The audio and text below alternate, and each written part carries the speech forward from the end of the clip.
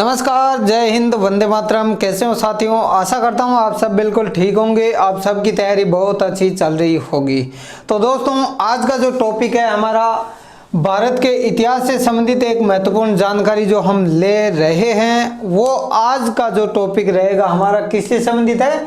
ये रहेगा दोस्तों मध्यकालीन भारत का इतिहास। अब दोस्तों, मध्यकालीन भारत के इतिहास से संबंधित भी क्वेश्चन एग्जाम में पूछे जाते हैं, उसी प्रकार जैसे कि प्राचीन भारत के इतिहास से पूछे जाते हैं।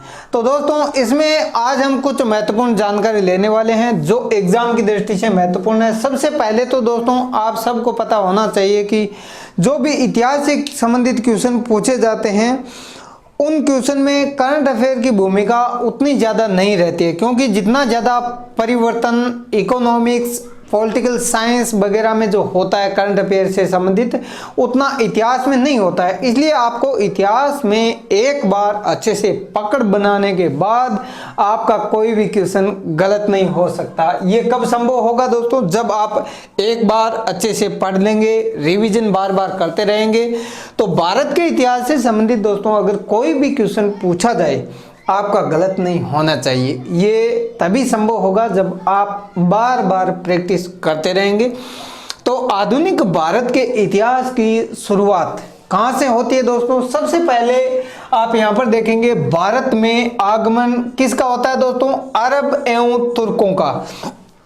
अब दोस्तों, भारत में अरब और तुर्क क्यों आए, उनके पीछे क्या कारण थे, सबसे पहले कौन आया, ये सबसे पहले हम देख लेते हैं। और इसी में दोस्तों सबसे पहले जो भारत में अरब और तुर्क आने का महत्वपूर्ण कारण है, वो है दोस्तों हर्ष की मृत्यु। अब दोस्तों, हर्ष की मृत्यु होने के बाद में भारत जो एक अखंडित राज्य था, वो दोस्तों धीरे धीरे क्या होता है, उसकी एकता खंडित हो जाती है। और एकता खंडित होने के बाद में दोस्तों जब भी कोई राज्य कमजोर पड़ने लगता है, तो उस पर बाहरी जो भी शक्तियां होती है वो क्या करती है, उस पर आक्रमण करने की कोशिश करती है। और उसी कोशिश में क्या होता है दोस्तों, हर्षवर्धन की तो मृत्यु हो जाती है। इधर भारत है वो दोस्तों एक क्या होता है, उसकी जो एकता है वो खंडित होने लगती है। जब दोस्तों एकता खंडित होने लगती है तो इस पर नजर किसकी पड़ती है? अरब एवं तुर्कों की इस पर नजर पड़ती है। और वो ये सोचते हैं कि अब भारत पर आक्रमण करने का एक बहुत ही सुनहरा मौका मिल गया है। और इसी मौके का फायदा उठाते हुए दोस्तों उन्होंने क्या किया, सिंध पर आक्रमण किया। अब दोस्तों आपके दिमाग में एक क्वेश्चन आना चाहिए, क्या जो अरब थे, जो अरबवासी थे और तुर्क जो थे, सबसे पहले सिंध पर ही आक्रमण किया था या फिर इससे पहले भी उन्होंने भारत पर आक्रमण करने की कोशिश की होगी? हाँ दोस्तों, बिल्कुल सही है। उन्होंने इससे पहले 637 ईस्वी में कहां पर दोस्तों, मुंबई के पास में थाना नाम आपने सुना होगा, उसके समीप पे इन्होंने बहुत कोशिश की थी पश्चिम तट पर, लेकिन दोस्तों उस समय उनको सफलता नहीं मिली। अब दोस्तों उनको सफलता इस जगह से नहीं मिली, कब तक? 637 ईस्वी तक। अब दोस्तों क्या हुआ यहाँ पर, अब तक तो यहाँ पर ये थे असफल। अब दोस्तों इन्होंने क्या किया, किसी न किसी तरीके से सफलता पाने की फिराक में इन्होंने क्या किया, हर्ष की मृत्यु होते ही कहां पर आक्रमण किया? सिंध पर आक्रमण किया।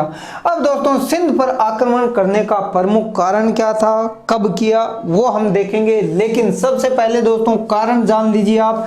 तो कारण में दोस्तों सबसे ज्यादा तो आपको पता है आर्थिक कारण होते हैं, जहां भी आक्रमण होते हैं वहां पर। अब दोस्तों आर्थिक कारण में हम बाद में जब अर्थशास्त्र पढ़ाऊंगा तो इकोनॉमिक्स का फर्स्ट वीडियो में डाल चुका हूं दोस्तों, उसको आप एक बार देख लीजिए। तो इकोनॉमिक्स में हम आर्थिक कारण के बारे में महत्वपूर्ण जानकारी लेंगे। और अर्थशास्त्र आपको पता है दोस्तों, इकोनॉमिक्स यानी आर्थिक कारण, धन संपत्ति के बगैर कुछ भी नहीं हो सकता। ये जितने भी युद्ध है दोस्तों, इन युद्धों में क्या चाहिए? धन चाहिए। अब धन नहीं होगा तो युद्ध कहां से होगा दोस्तों? तो उसके लिए सबसे पहला जो भी लक्ष्य होता है, वो लक्ष्य क्या होता है दोस्तों? जो भी आक्रमण करता है उसका मुख्य लक्ष्य होता है धन प्राप्ति। यानी दोस्तों आर्थिक रूप से मजबूत होने के लिए एक राज्य दूसरे राज्य पर क्या करता है, आक्रमण करता है, ताकि वो राज्य उसके अधीन आ जाए और उसकी संपत्ति उसके पास में आ जाए। तो ऐसी स्थिति में क्या होता है दोस्तों, एक तो धार्मिक कारण है और आर्थिक कारण और राजनीतिक कारण। अब दोस्तों जहां पर आर्थिक कारण होते हैं वहां पर राजनीतिक कारण, धार्मिक कारण, सब कारण उत्पन्न हो जाते हैं। तो ऐसी स्थिति में क्या होता है दोस्तों, यहाँ पर ये 1712 ईस्वी में इनको सफलता मिल जाती है। यह सफलता किसको मिलती है दोस्तों, अरबों को सफलता मिलती है भारत पर आक्रमण करने से संबंधित। अब दोस्तों इससे पहले ये जो तत्कालिक कारण क्या था, वो था दोस्तों आप यहाँ पर देख पा रहे हो, तात्कालिक जो कारण था वो था दाहिर द्वारा लुटेरों को संरक्षण दिया जाना। अब दोस्तों जो यहाँ का शासक था, कहाँ का, ये देख लीजिए सिंध प्रांत का, उसने क्या किया, कुछ लुटेरे थे उनको संरक्षण दिया। तब क्या हुआ, इन्होंने आक्रमण किया, यानी तत्कालिक कारण यही था। अब दोस्तों जैसे मान लीजिए कोई भी राष्ट्र अगर किसी आतंकवादी को शरण देता है या फिर आतंकवादियों का अगर गढ़ बन जाता है, तो उस देश पर भी आक्रमण अंतर्राष्ट्रीय एजेंसियां करती है और सर्जिकल स्ट्राइक वगैरह होते रहे, वो उसी का परिणाम है। तो उसी में दोस्तों यहाँ पर तत्कालिक कारण क्या था, दाहिर नाम का एक शासक जो सिंध प्रांत का था, उन्होंने क्या किया, लुटेरों को संरक्षण दे रखा था, उसी के विरोध में आक्रमण हुआ और इनको सफलता मिल गई।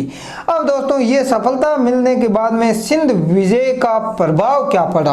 अब दोस्तों कभी कभी क्वेश्चन में डायरेक्ट पूछ लिया जाता है कि इस युद्ध के बाद में भारतीय अर्थव्यवस्था पर क्या प्रभाव पड़ा, या फिर उस समय की जो संस्कृति थी उस पर क्या प्रभाव पड़ा। अगर इस टाइप के क्वेश्चन पूछे जाते हैं तब भी गलत नहीं होना चाहिए।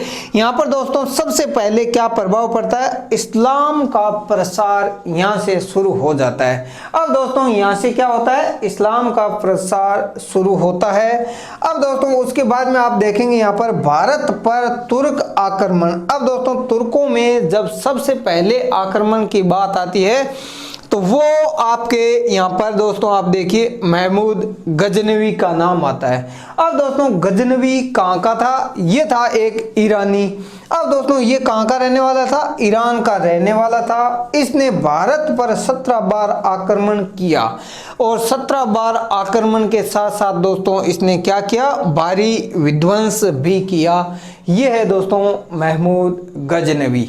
अब दोस्तों गजनवी ने सबसे महत्वपूर्ण जो आक्रमण किया वो सोमनाथ का जो मंदिर लूटा था, शिव मंदिर, वो सबसे बड़ा आक्रमण था। और उस आक्रमण ने उसने क्या किया, बहुत सारा धन संपत्ति लूट लिया। और 1025 ईस्वी में कठियावाड़ा में क्या हुआ दोस्तों, ये सोमनाथ मंदिर में जो कठियावाड़ा का शासक था उसने कायरता दिखाते हुए युद्ध में भाग ही नहीं लिया, बल्कि युद्ध किए बगैर ही वहां से भाग निकला और ऐसी स्थिति में सोमनाथ मंदिर लूटा गया। अब दोस्तों सोमनाथ मंदिर लूटने के बाद में ये जो गजनवी है इसका अंतिम युद्ध किसके साथ में होता है, ये होता है दोस्तों आपका जाटों के साथ में। अब दोस्तों जाटों के साथ में 1027 ईस्वी को भारत पर अंतिम आक्रमण महमूद गजनवी का। अब दोस्तों अगर इस टाइप का क्वेश्चन पूछा जाए तो आपका गलत नहीं होना चाहिए। अब दोस्तों जब महमूद गजनवी का अंतिम आक्रमण हो गया तो उसके बाद में भी कुछ प्रक्रिया रही होगी। तो बाद में दोस्तों यहाँ पर आता है महमूद गोरी, यानी जो मोहम्मद गोरी है वो आता है यहाँ पर और 2 महत्वपूर्ण युद्ध लड़ता है। अब दोस्तों पहला युद्ध तराइन का जो है 1191 ईस्वी में यहाँ पर लड़ा गया। ये तराइन का युद्ध, पृथ्वीराज तृतीय इसमें विजयी हुआ।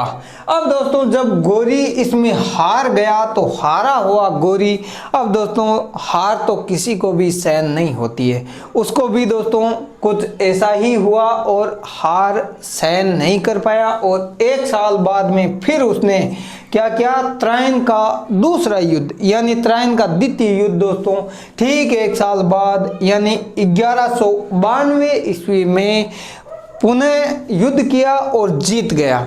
यहाँ पर जीतने के साथ ही दोस्तों एक बहुत बड़ा बदलाव हुआ। वो क्या हुआ दोस्तों, तुर्क सत्ता जो थी उसकी नींव पड़ गई भारत में। अब दोस्तों ये जो तुर्क है, इनकी महत्वपूर्ण बात क्या रही, इनके लिए दोस्तों ये जो तराइन का दूसरा युद्ध था बहुत ही ज्यादा निर्णायक साबित हुआ और इस निर्णायक युद्ध में इनकी विजय हुई और विजय होने के बाद में दोस्तों तुर्कों की नींव हमेशा हमेशा के लिए उस समय भारत में पड़ गई। अब दोस्तों उसके बाद में इन्होंने भारत पर किस प्रकार से शासन किया, किस प्रकार सत्ता स्थापित की, वो भी हम देखेंगे।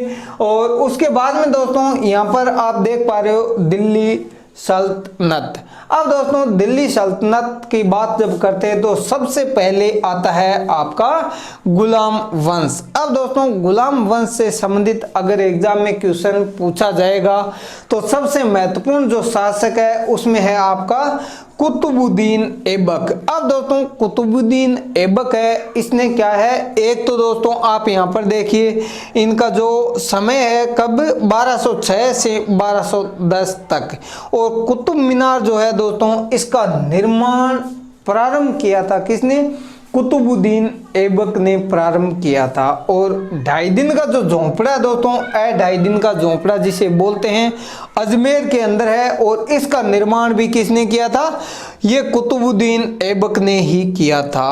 अब दोस्तों कभी कभी एग्जाम में डायरेक्ट क्वेश्चन पूछ लिया जाता है कि ये जो कुतुबुद्दीन ऐबक है इसकी मृत्यु कैसे हुई थी, तो इसकी मृत्यु हुई थी दोस्तों पोलो खेलते हुए।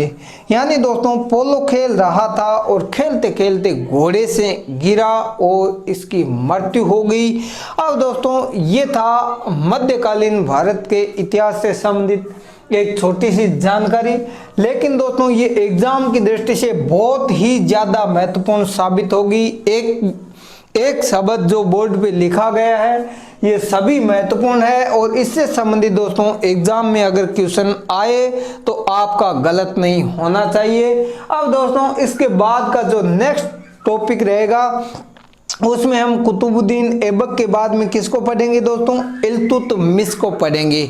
तो आशा करता हूं दोस्तों वीडियो आपको पसंद आया होगा, पसंद आता है तो लाइक शेयर और सब्सक्राइब जरूर कर लीजिए दोस्तों। मिलते हैं नेक्स्ट वीडियो में जिसमें जानकारी हम लेंगे इल्तुतमिश और इससे आगे की। धन्यवाद, जय हिंद, वंदे मातरम।